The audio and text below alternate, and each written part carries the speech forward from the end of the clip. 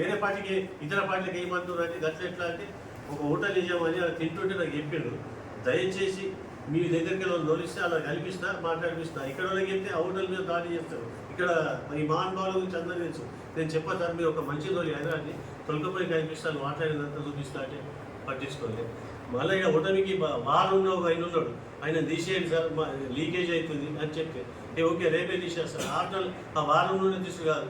ఈ మన comedy నిజోగ MLA Gampa Goverdhan గారు దేవుని లెక్క, కేటీఆర్ అదే విధంగా. కానీ వీళ్ళిద్దరికి బంగారు తెలంగాణ బ్యాచ్ ఏం చేసిందో వాళ్ళ గురించి ఏది చెప్పినా ఈయన ఇంటూ ఈయన గెలిచిపెడతారు. అలా మత్తులకి వీళ్ళు బయటకు వచ్చేదాకా కూడా ఈ బీఆర్ఎస్ పార్టీ ముందర పడేది.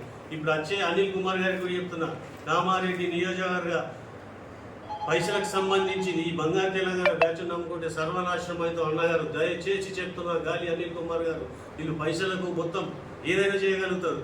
పతివ్రతను పతిత చేస్తారు, పతితను పతివ్రత చేస్తారు. ఇది బంగారు తెలంగాణ బ్యాచ్ కామారెడ్డి.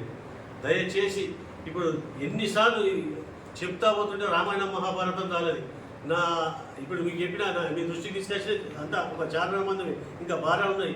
ఇంత చెప్పుకుంటూ పోతే బాగున్నది. దయచేసి బీఆర్ఎస్ నియోజకవర్గ ప్రజలారా మరియు తెలంగాణ ప్రజల దయచేసి బీఆర్ఎస్ను డివోటీగా నమ్మి సర్వనాశనం కాకండి. ఏదో యూజ్ అండ్ త్రీగా పాల్గొని ఫోటో దిగి వెళ్ళిపోయింది. నా లెక్క డివోటీగా నమ్మి రోడ్డు పాలు కావద్దు. దయచేసి మిమ్మల్ని కోరుకుంటున్నాను.